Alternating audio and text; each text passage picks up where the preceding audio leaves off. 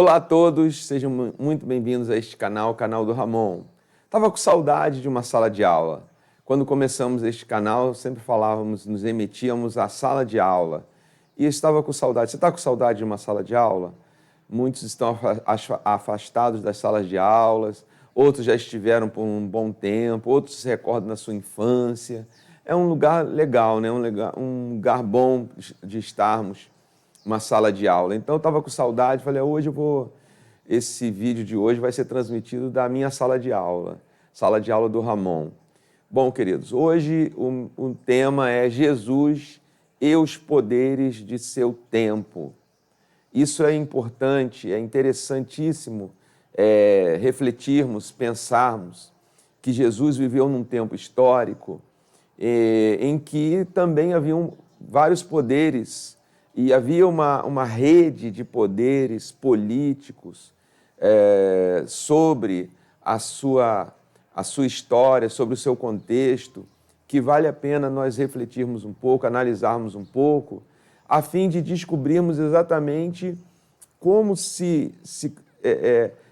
o grau de dificuldade que teria sido para Jesus, para seus seguidores, para alguém como João Batista, o precursor, aquele que veio, que iniciou a mensagem sobre o arrependimento, preparando o caminho de Jesus, para que Jesus chegasse e pudesse pregar e ministrar e ensinar sobre o reino de Deus, sobre o reino que ele trouxe, o reino de seu Pai que ele trouxe em si mesmo, em sua pessoa. Então não eram tempos fáceis, não eram tempos agradáveis de se viver para ninguém. Nós estamos falando de um mundo dominado pelo Império Romano. O imperador era o Augusto, que dominava toda aquela região do atual Oriente Médio, onde a base de poder estava na Síria, e dali o Império Romano podia dominar aquela vasta região, tanto do lado da Palestina, quanto para o lado mais oriental, né, do controle das fronteiras do Império, ali ao Oriente. E nesse palco, então, que vai começar as novas, digamos assim, as novas redes políticas, onde Jesus nasce, onde João Batista nasce, onde o seu ministério vai se desenvolver. Será afetado ou não? Haverá confronto com isso ou não? Esse reino de Deus trazido por Jesus, foi bem recebido dentro desse contexto ou não? Houve alguma tensão, houve algum confronto, ou simplesmente foi tratado como um assunto religioso e, como tantos assuntos religiosos que estavam nesse contexto palestino da época, Jesus, João Batista seriam mais um desses assuntos, mais um rabino carismático que surgiu dentro desse contexto, dessa raça judaica, que vive com seus profetas, que adora os seus profetas, que os cultuam, que os celebram, que mantém, mesmo quando eles não estão existindo fisicamente, mas na memória nacional eles existem, eles são fortes, esse povo está sempre esperando, esse povo que diz que haverá um libertador, que no centro da crença deles, eles creem que haverá um Salvador, haverá um Messias, eles falam de um tal ungido, de um tal Messias que virá e que será rei. Então, veja que só de se falar essa palavra rei, já está havendo um certo confronto com a autoridade maior, reinante, que era do Império Romano. Então, esse Império Romano, essa civilização romana que foi muito hábil em estabelecer políticas de controle, eles não colocaram lá um rei romano, por exemplo, intitularam algum general como rei e colocaram lá. Eles trataram de encontrar alguém da área ali, alguém, né, que tivesse interesses políticos, que tivesse interesses em governar e que aceitasse bem o governo maior do Império Romano. E essa figura foi o Herodes o Grande. Quando, do nascimento de Jesus, Nós temos o episódio da matança dos inocentes. Então, havia essa figura reinante colocada pelo Império Romano para governar sobre o povo judeu. Mas o Herodes, ele tinha vários filhos, ele foi casado com 10 mulheres, e com essas mulheres ele teve filhos, e alguns deles tinham pretensões à sucessão dele. Ele preparou 3 testamentos, designando quem o sucederia, e ele colocou 3 dos seus filhos para serem seus sucessores: o Antipas, o Antípatro, o Arquelau, e esses daí constam no seu testamento, que também eram Herodes Antipas, Herodes Filipe e o Arquelau. Mas essa briga, digamos, essa sucessória, ela vai chegar até Roma e vai ter que ter a intervenção de Roma. Então, os romanos acabam por não dar um título real a nenhum sucessor de Herodes, a nenhum de seus filhos. Os romanos dividem, fatiam a região, né, a região da Judéia, a região da Galiléia e da Pérea, a região mais ao sul, de Edom, e essas regiões, e colocam esses sucessores, esses filhos de Herodes, o Grande, nessa sucessão. E daí que nós vamos encontrar, então, o Herodes Antipas, que se tornou o etnarca. Roma não dá o título de, apesar deles quererem ser o rei da Judéia, o rei dos judeus, Roma habilmente, para dividir o poder e não dar um poder para um só, e assim haver um problema futuramente para eles, romanos, esvazia esse poder, dando o que eles chamaram de uma tetrarquia, etnarquia. Então é um etnarca. Herodes não é rei, Herodes Antipas não é rei, mas ele é um etnarca a região que lhe coube nessa partilha foi a Galiléia e a Pérea. Exatamente a Galiléia, região onde Jesus baseou, né, o seu ministério, baseou os seus momentos principais, onde ele podia ir até a Judéia, onde está Jerusalém, onde ele foi algumas vezes, e até a última vez para ser crucificado e tal. Mas a base, vamos dizer assim, a base onde ele ficava, onde ele chamou seus discípulos, onde ele formou o seu discipulado, onde ele manifestou o seu poder, né, curando enfermos, expelindo demônios, onde ele mostrou o seu ensino espetacular, extraordinário, diferente, onde ele faz milagres extraordinários, foi nessa região, exatamente a região governada pelo Herodes Antipas.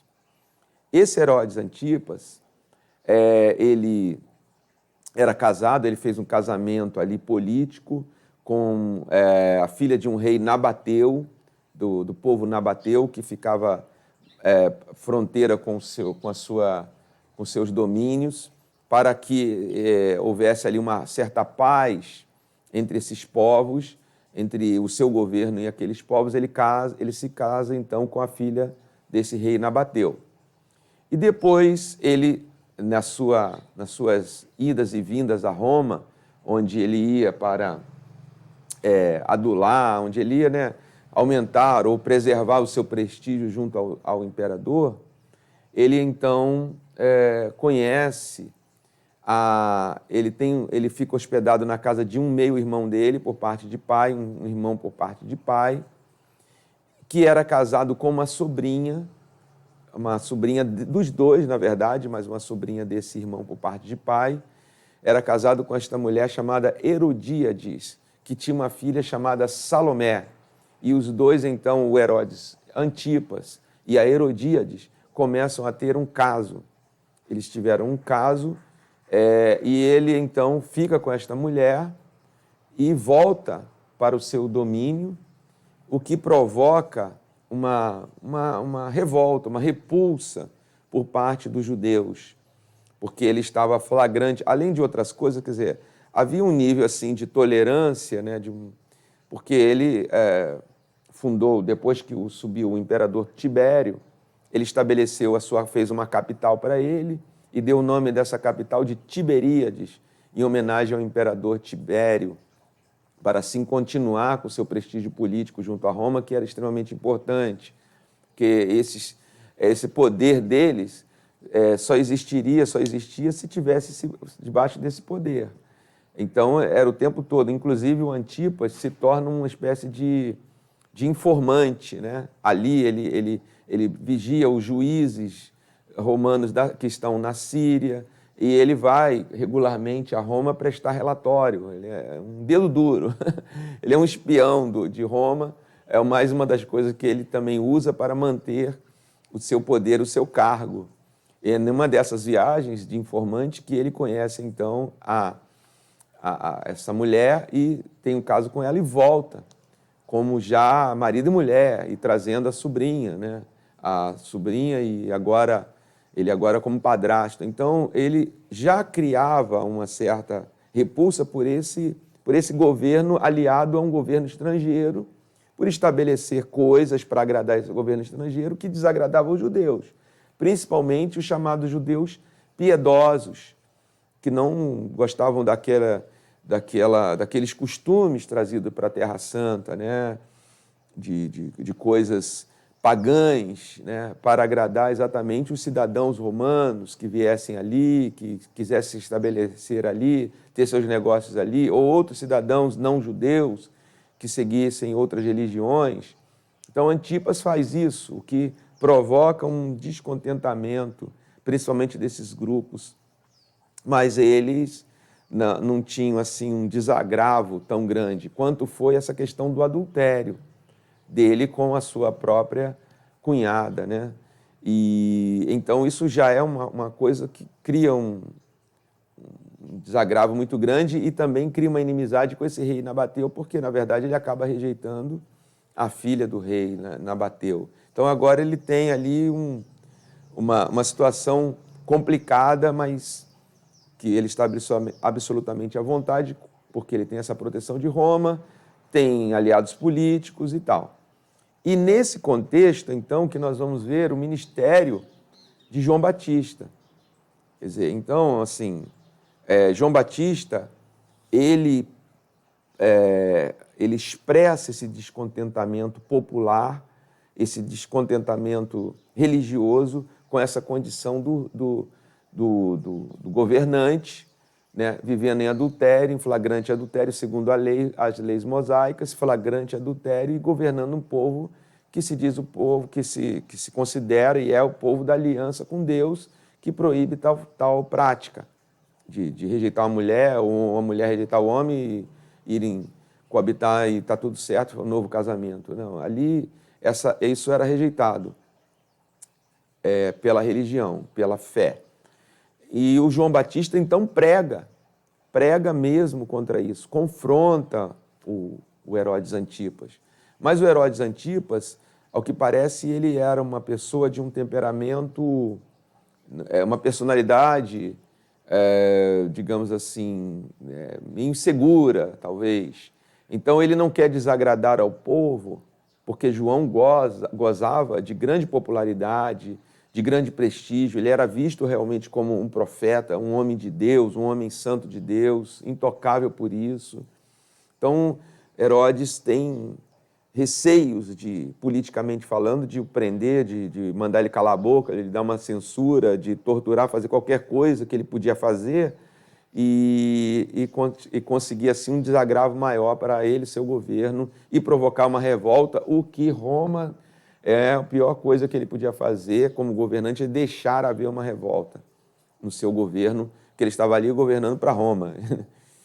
Então, ele ao mesmo tempo, ele até, o texto bíblico diz que ele tinha uma certa afeição pelo João, ele gostava do João, mesmo o João confrontando ele, tudo isso, mas a mulher, né, a mulher dele não gostava do João, odiava o João por isso, porque isso também a colocava numa situação ruim diante daquela nova sociedade que ela queria conquistar, diante daquela elite que ela queria conviver bem, colocava ela de uma maneira ruim, né?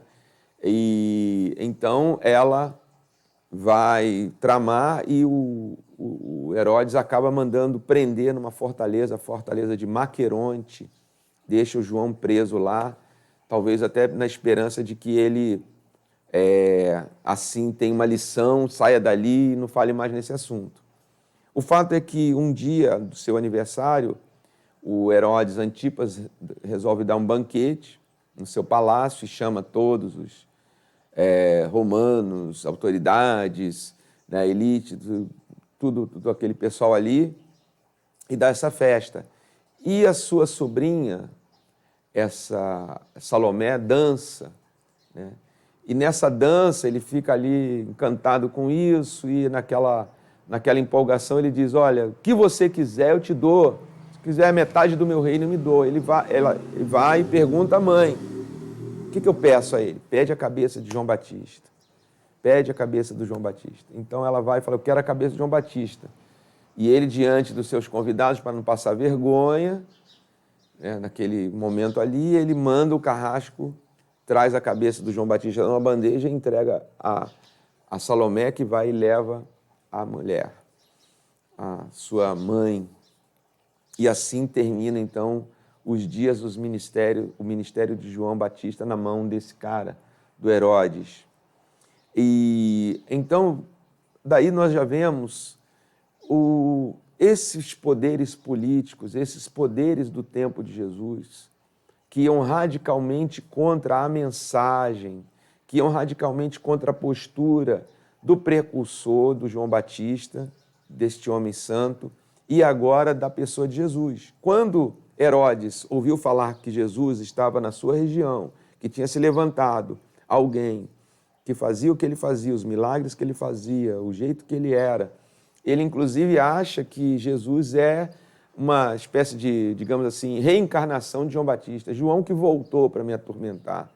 Matei João, mas ele voltou à vida e essa pessoa agora. Então, ele até tinha desejo de se encontrar com Jesus para ver as operações de Jesus, de milagre, né? Alguma coisa assim, quer dizer, como uma atração para os olhos dele, para agradar a ele, né? Como se Jesus fosse um mago de corte para fazer mágica, para agradar e ter aplausos e ovação da sua plateia. Então, isso também nos mostra, mais uma vez, a postura de Jesus. Esse é o tema aqui de hoje, Jesus e os poderes do seu tempo.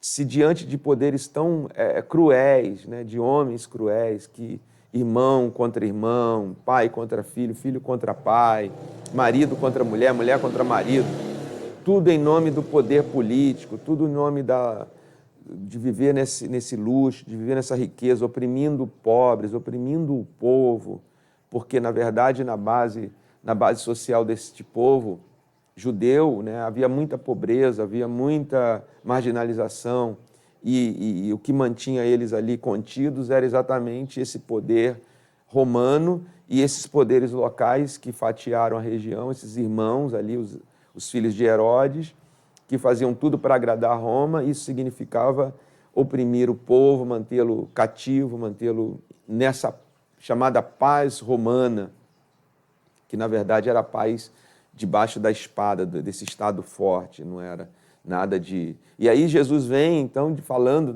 aí você vê, porque isso é importante, nós refletirmos, isso é uma outra maneira de nós descobrirmos melhor a pessoa de Jesus, descobrirmos melhor a mensagem de Jesus, porque se num mundo desse, com tanta crueldade, com tantos homens implacáveis, com tantos homens que estabeleceram isso como uma forma política de governo, né? Nós não estamos falando, evidentemente, um tempo como o nosso, em que as leis são permeadas assim pelo humano, né? por essa noção do humano, né? Do direito do ser humano, o direito de, por exemplo, o direito de ir e vir, o direito de pensar, o direito de discordar, o direito de criticar, sei lá o quê, tudo isso que é uma espécie de conquista da nossa civilização, do nosso tempo. Não, isso não existia ali, né? Inclusive, a desgraça para o Herodes vai vir, porque quando Jesus, então, foi ali, chega o momento de Jesus, da prisão de Jesus, do julgamento de Jesus, o Pilatos, a princípio, o governador, porque um dos irmãos do Herodes, que era responsável pela Judéia, ele foi tirado, ele foi exilado por mau governo. Então, o imperador romano mandou ele lá para a Gália, né, porque era uma das regiões mais distantes do Império Romano naquela época, o mandou para lá. Então, ali, naquele lugar onde era Jerusalém, onde era o centro, o foco, a Judéia, o coração, a alma da vida judaica, principalmente em termos religiosos, ele colocou um governador romano, que no caso aí era o Pilatos. Por isso que você vai encontrar o Pilatos. Não tem um filho de Herodes mais, é um Pilatos. Então, quando Jesus foi entregue ao Sinédrio, julgado pelo Sinédrio, ou seja, o tribunal local dos judeus, eles não têm autoridade para matar Jesus. Eles querem executar Jesus, mas não podem, né? Eles têm que cumprir, eles estão debaixo também das leis romanas, então não podem cometer um crime. Eles tinham uma certa autonomia, mas não total da pena de morte. Então eles tramam e levam ele para Jesus, para o Pilatos, e o acusam. Pilatos, mas isso não é problema meu, isso é problema da religião de vocês, que ele está dizendo que é o rei de vocês, religioso. Ele não está fazendo mal. Então, antes de lavar as mãos, Pilatos mandou Jesus para Herodes e para o palácio de Herodes. Jesus foi levado para lá, aquele mesmo, rapidamente. E Herodes, então, provoca Jesus, faz um milagre, mostra que você é realmente o Messias. E Jesus não está ali para atender isso, né? Evidentemente. Se não atendeu antes, não foi lá visitar, fazer milagres para divertir o rei, o Herodes, o Antipas, e agora então nessa condição é que ele não vai, ele está agora na condição de Cordeiro de Deus, ele está na condição agora de ser realmente entregue à morte para a redenção, né? Esse é o seu grande objetivo para o estabelecimento do seu reino nesse mundo. A sua morte vai desencadear isso realmente. Então, ele não faz nada. Então, Herodes fica ali meio desencantado. O cara não é de nada. Né? Pensei que ele ia fazer alguma coisa extraordinária e o envia de volta ao Pilatos. E aí que tem a condenação. Porque os judeus do Sinédrio ali falam, não, você tem que fazer alguma coisa. Ele é subversivo, ele é contra Roma. Se ele quer ser o rei dos judeus, nós só temos o rei. Nosso rei é César. E ele está querendo concorrer. Falei, essa acusação procede? Falei, Jesus não se defende nesse nível político, né? De dizer eu sou, não sou, deixo de ser, por isso, por aí. Tem um momento que Jesus disse, você não teria nenhuma autoridade se do alto você não recebesse. Então isso cria até um certo impacto no Pilatos, mas no final das contas, você sabe, ele julga Jesus e entrega para ser crucificado, dá a pena de morte máxima para alguém que um romano podia fazer ali, que era crucificar Jesus. E depois dessa crucificação, depois desse ato, do qual também o Herodes é um agente, né, omisso ou totalmente permissivo a isso, não toma nenhuma posição, sobe ao trono Calígula, esse governante. E nisso o Herodes cai em desgraça, porque um sobrinho dele, chamado Herodes Agripa, vai fazer uma tramóia, vai dizer que ele estava juntando armas, que ele queria se rebelar contra o Império Romano. E, de fato, ele tinha armazenado armas ele estava com medo do sogro dele, do ex-sogro, que já estava ali querendo, só não tinha entrado para fazer uma justiça, digamos assim, porque o Antipas tinha proteção de Roma. Então, esse sobrinho habilmente tira essa proteção, o acusa de traição, e com isso Herodíades, a sua esposa, e o Herodes, o Antipas, perderam esse poder aqui e foi exilado também, foi levado para o exílio, perdendo todas as posses, perdendo todo o seu poder, que foi entregue ao seu sobrinho Herodes Agripa, que nós vamos encontrar depois no livro de Atos.